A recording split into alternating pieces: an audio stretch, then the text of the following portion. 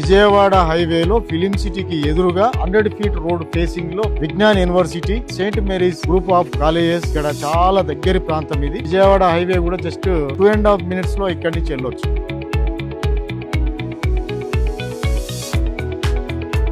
అంటే మంచి red soil ఉండి ఎత్తైన ప్రదేశం, మంచి కొండల నడుమ, మంచి హ్యాబిటేషన్ ఉన్నటువంటి బ్యూటిఫుల్ ఏరియా.